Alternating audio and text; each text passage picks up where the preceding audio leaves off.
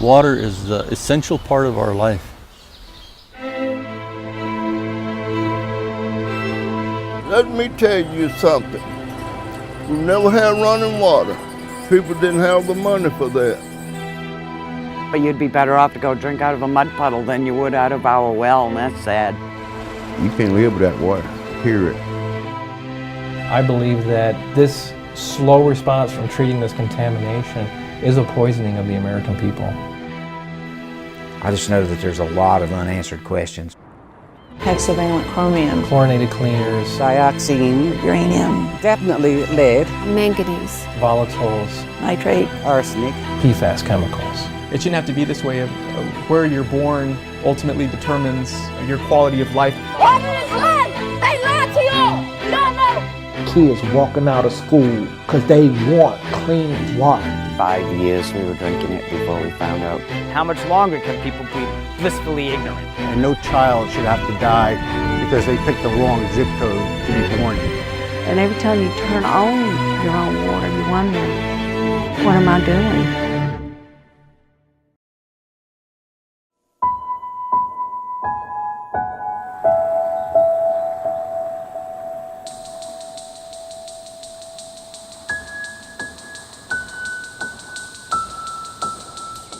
What you're looking at now has nothing to do.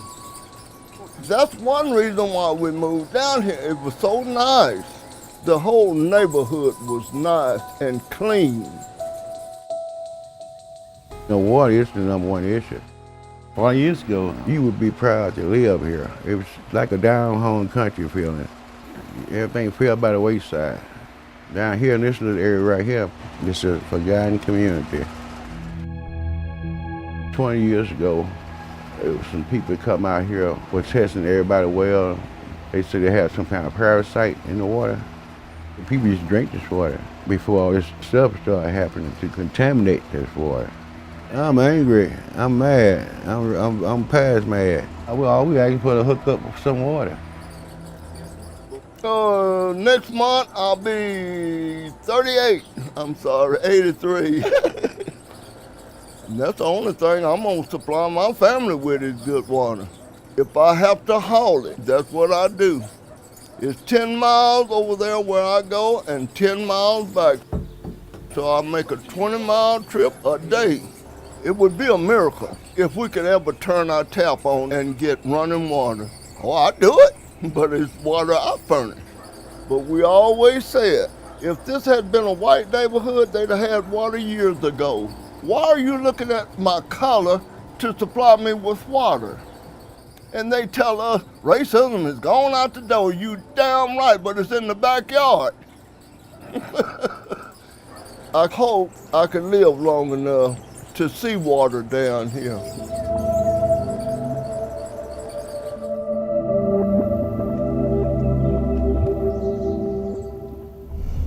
The reason I wanted to show you this neighborhood is there is 279,000 tons of coal ash that is buried. You know, we live so close to these massive pits that are unlined, that do sit in the groundwater, and we have wells that are pumping the water from the ground. And all of these neighbors are receiving bottled water. Our state toxicologist called me, and I'll never forget that day. He was like, I don't want you cooking with your water. I don't want you bathing in your water. He goes, I wouldn't even give my dogs or my animals this water. This was our first home, expecting our first child. We were very excited to start our new life. We actually got in touch with someone from Duke and asked them about the plant, you know, that we were moving here, we were new.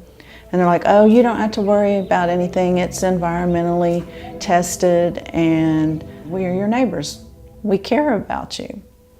So I want to say naively, we believed them. Everything that's happened with these neighbors, nobody's done more to care for them than Duke. Like you would see underneath any industrial type facility, you could see some impact to groundwater. We've been very transparent about that, but there is an enormous body of evidence that tells us that groundwater from ash basins are not impacting neighbors' wells. EPA looked at coal ash over and over and over again. The scientists studied it and determined it is not toxic.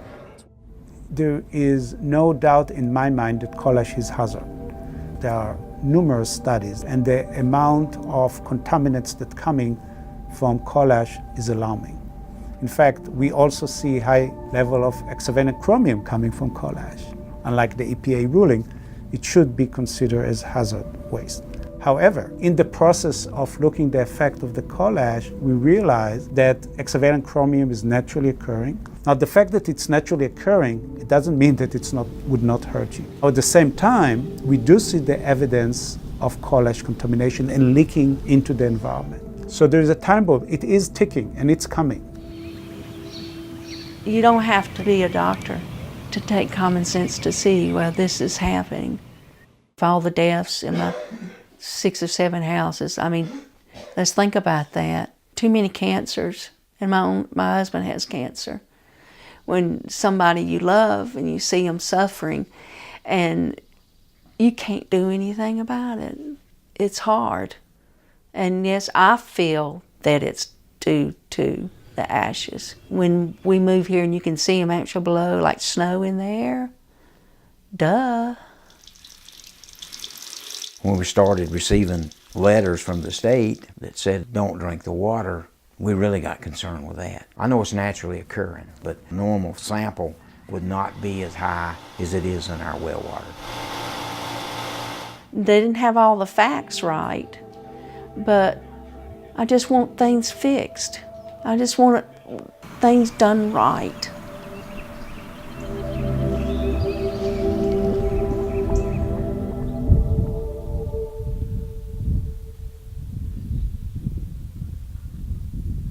This is one of the larger chat piles at the Tar Creek Superfund site. There's probably a couple million tons of mine waste. Yeah, you've got windborne, lead-laden dust. You have groundwater that's contaminated with heavy metals that's contaminating drinking water sources as well as surface water sources. We didn't know that the chat piles had all these pollution and stuff in it. We had no idea. We'd sleep on them at night. Didn't have any air conditioning or anything. We'd get on top of the chat pile in the summertime. A lot cooler on top. The first time we seen EPA, they came in, they had spacesuits on, like the white and the mask and everything. That little block right there, that's a house. And right there by it's where they mined. They mined underground, and when they left huge voids, and there were a lot of collapses happening. So that was really the impetus to get everybody out of here. All these people that lived in Pitcher and Carden, they had a lot of local pride. You know, they grew up here, they went to school here, and all that, it just disappeared. When we were raised up, Teresa was a really nice little town, and the people are all young families and could go out and play after dark till 10 o'clock and nobody worry about you because everybody watched after everybody's kids and stuff. No, it's kind of weird not to see the town there. Picture too, drive through there and the houses are all gone, everybody's gone from there, you know, it's just ghost towns. You know, it was after the Depression and provided jobs for people when there wasn't any. I like for people to know that. But the companies that done the mining, they done the wrong thing. Take all the money out of the ground and instead of putting it to clean it up, they just took off. Go over here at Pitcher and look around, see how much this contaminated material is still sitting on top of the ground. Well, guess what? When the rain comes down and gets on this, that runs right into your creeks. So as long as they're gravel where the water can run off of it, you're going to be getting contamination. EPA issued what they call a fund waiver balance, which means this problem is so big, the groundwater, that it would break Superfund. So we're just going to leave it. Right now, there are indications that there is contamination down to the deep aquifer, which is being used by several cities for their drinking water. I mean, there's health issues that have impacted kids, whether that was heart issues or kidney issues. And do I blame it all on this place? I do. We want no more Tar Creeks, no more. They didn't fix this one, and they're not going to fix anybody else's.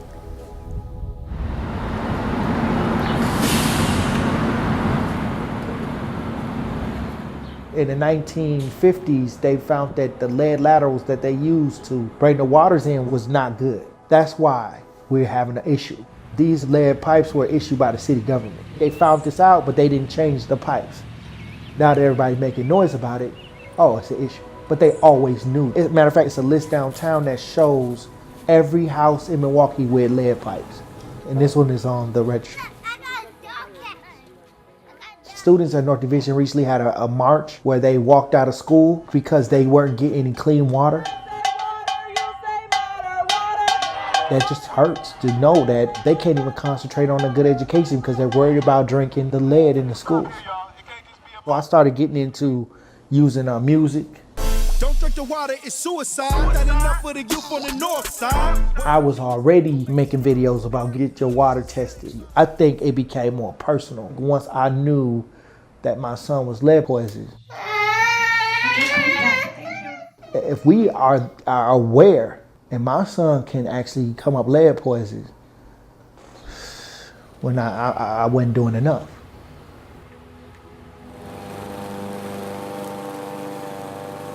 Lead is a permanent thing, and what it does in little children is it absorbs into their tissue. Well, if they're a little child, the brain is still developing, so that's where the damage comes in because the lead starts to attach itself to the brain. Some of these mothers are not lead tested their child, so they're taking their child into the doctor and they have all the symptoms of being lead poisoned. They be like, I don't know what's wrong, so the doctor have to come up with a diagnosis with ADHD or some type of learning disability. His was a 5.9, which is over the level of being poisoned. That's your first yard cut. So now I'm just over doing enough and over talking the message because I'm gonna have to deal with that with my son for the rest of his life.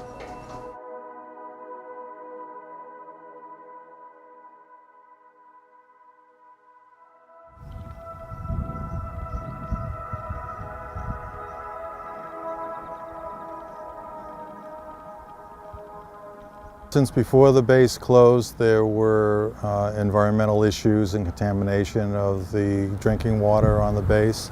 The impact of the old contaminants, the chlorinated solvents on the base, and the 15 or so years that it was known to be on the drinking water, there were significant toxic concentrations consumed by the people who worked and veterans' families. That's unacceptable.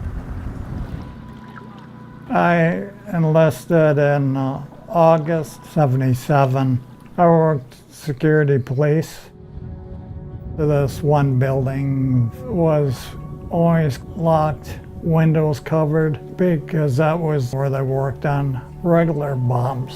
We stepped in there and got hit with this strange odor. I saw 24 barrels. Some were empty, and it was all rolling down, going in the drain. Yeah. That's the floor drain. We actually have documentation showing that there's been a chemical problem there back in the 50s. There's no doubt that this was caused from that air base. That base became a part of our community. And for over 70 years, we were dependent on the air base, on airplanes, on military. This was last week. This is what they showed us. His oncologist, he won't give us a time frame. He said, this isn't going to happen gradually. He is going to lose his voice, his speech, and or he's going to lose his brain thought process. In 2014, EPA stopped involvement at this site, even knowing that for 2 years that PFAS had been identified and was a growing problem. They still pulled out. There's a chance, the Air Force says, because of delays, they may not get it done. We'll have to see.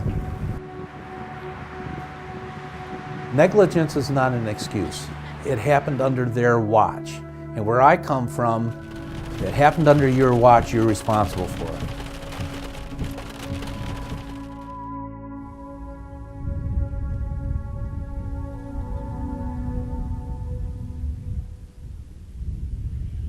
A lot of these individuals who have located in colonias did so because it was oftentimes the only affordable option. One of the reasons we have these types of water problems is because of the way colonias formed. Back in the 60s and 70s, developers, they would buy large pieces of land, and there weren't the standards that are in place today. They would often tell them under the guise, don't worry, those services are coming. Growth finally caught up, and we have a large, relatively densely populated area that doesn't have water. The taxation of property taxes is not enough to pay for all the expenses that the district has. We rely heavily on the customer water and sewer revenues to pay for the operation of the arsenic treatment facility and the wastewater plant. Estábamos en Puesto Vero de un bill menos, simplemente un bill 45 horas a mí me servía para otra cosa. Pues sí se nos hace caro y no sé hasta cuándo se va a acabar esto. Pues no es justo de que estemos pagando tanto. Y por algo que no vale la pena, que no sirve el agua. No, pues hay gente aquí que a veces no tiene para comprar ni un garrafón o algo. Como una amiga que tengo desde que estaba saliendo agua fea, ella tomaba, le dice yo, ¿cómo que puedes tomar agua de eso? Porque a veces tengo para comprarla y a veces no. Le dije, ya sus 2 niños fueron a dar al hospital por lo mismo, porque tomaban de la llave. Te agarran infecciones en el estómago. O un virus. Buscamos tomar agua de la llave. Todo, carne, sopa, lo que haga yo hecho agua destilada. Porque pues se imagina pues estar todo el tiempo así. Certainly when you look at it, race and legal status places additional barriers when it comes to these types of issues. I mean, there's just this atmosphere of fear that I've never seen before. It's really unfortunate. I just don't think that this is what America used to represent and stand for. Pero pues nadie se avienta, nadie dice nada, por eso mire, todos nos callamos. Si uno no habla, pues nadie la va a oír.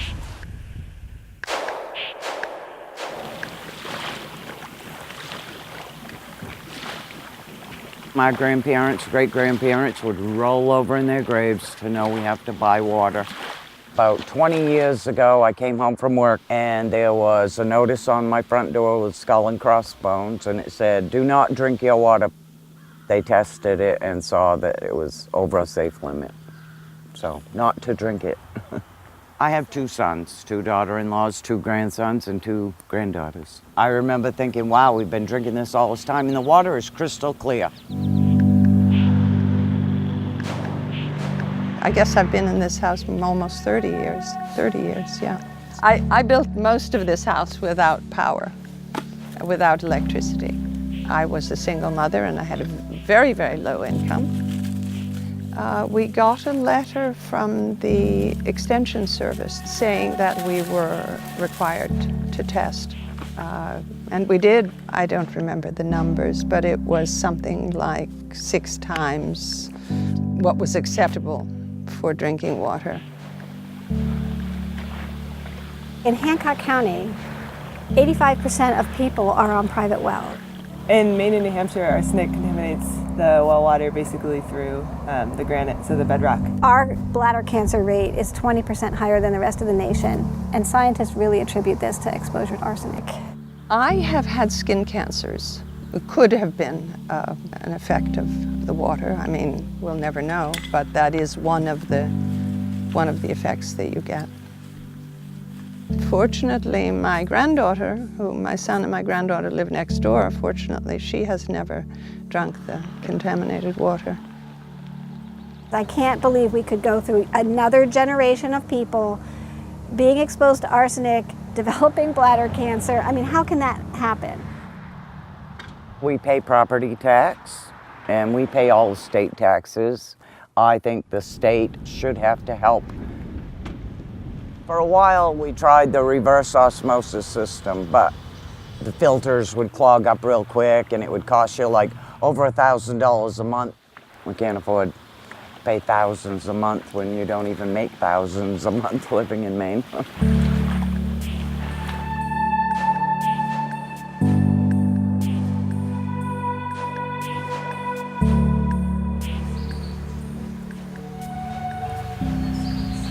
I remember as a young girl, we did not have running water, and my mother and I would go down to the spring, and she had 2 big buckets, and I had a little bucket, maybe about so big. I loved the spring water. It tasted so good and it was so cold and clear. It was sad and alarming for us to learn that there was some contamination here of the spring, because it does really play an important part. Water is sacred to our Crow people. John and Mari have really made some differences in the community. Almost a quarter of homes across the country are unsafe due to nitrate or naturally occurring metals. Part of the difference here is that people don't have the resources to install the traditional water treatment systems, and it's just beyond people's financial means.